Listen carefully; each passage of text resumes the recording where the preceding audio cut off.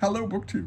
I have a little odd video here. I've made this a couple of times. I never quite know what to think about it, although it has rationale, a couple of rationales. One of them definitely serves you, as grandiose as that sounds on my own part. A lot of you like the reminder. A lot of you don't watch every video. You should. You don't have anything more important in your life. Not your stupid little cats. Not those loser three-eyed children of yours. Steve comes first. But nevertheless, some of you don't watch every one of my videos. Go figure. So I thought I would mention again that thanks to the good offices of David Murphy, I have revived my old book blog, Stevereads, which I kept for 10 years and had a blast doing it.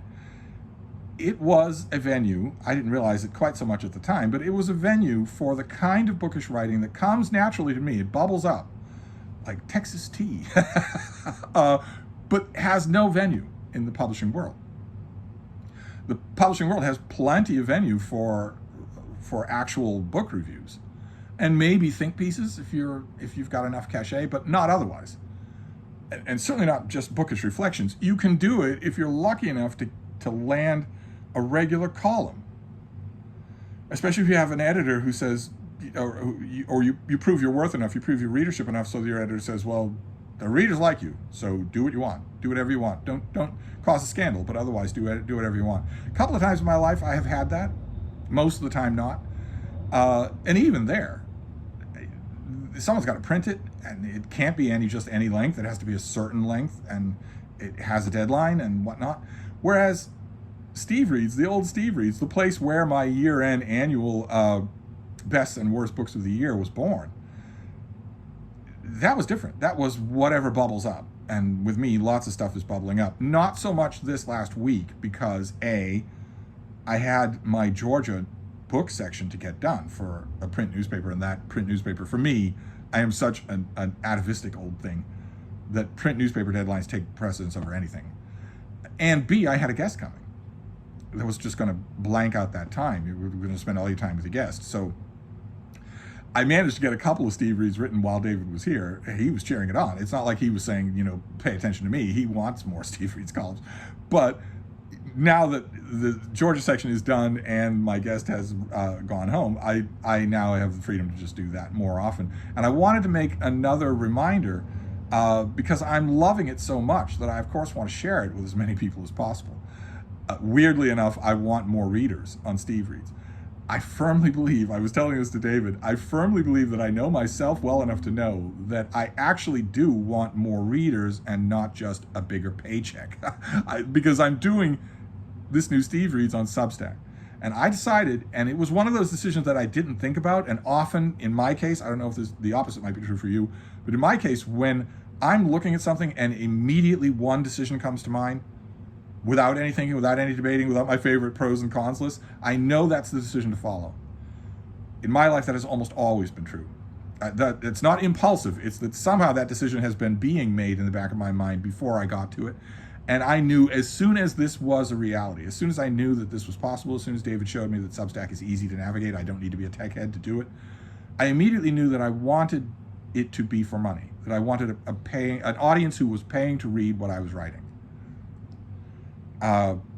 So this new Stevereads over on Substack, I think there's now a working link to it in the block of descriptions of every video.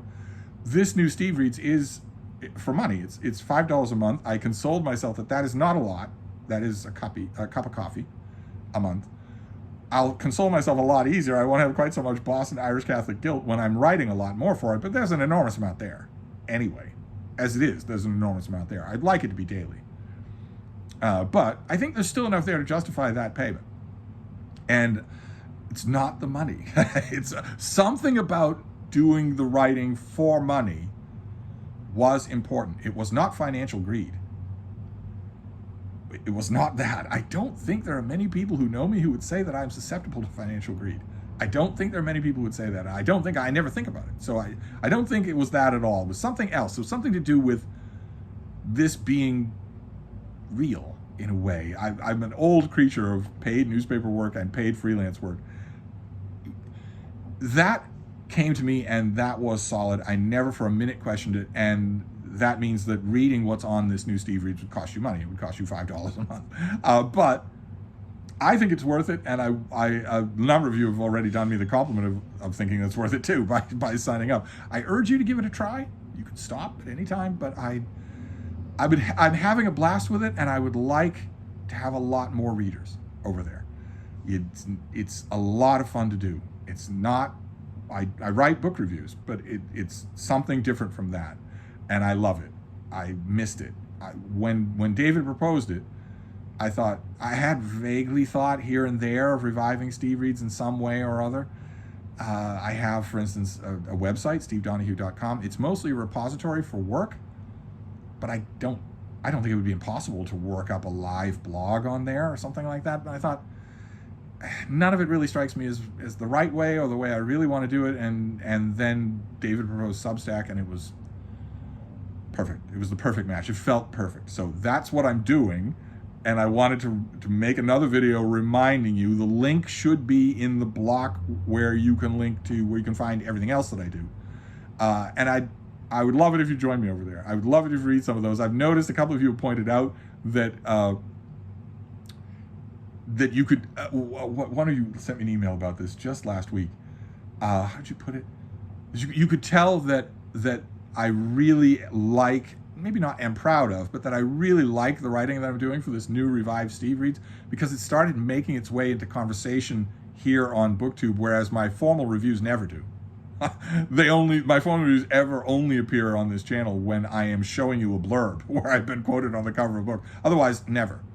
One of you pointed out you do occasionally now reference those writings, and that tells me that it's still living in your brain, and that's what caused me to go and subscribe. So I hadn't noticed that, but that could be true. One way or another, I'm certainly enjoying it. So I would hope that you would enjoy it too. Give it a try and see if it looks like something you might like. I would love to see you over there. But anyway, just a quick reminder, I'll make a couple of these once in a while, even though they feel a little weird. But I'll wrap this one up for now, and I will see you soon. Thank you, BookTube.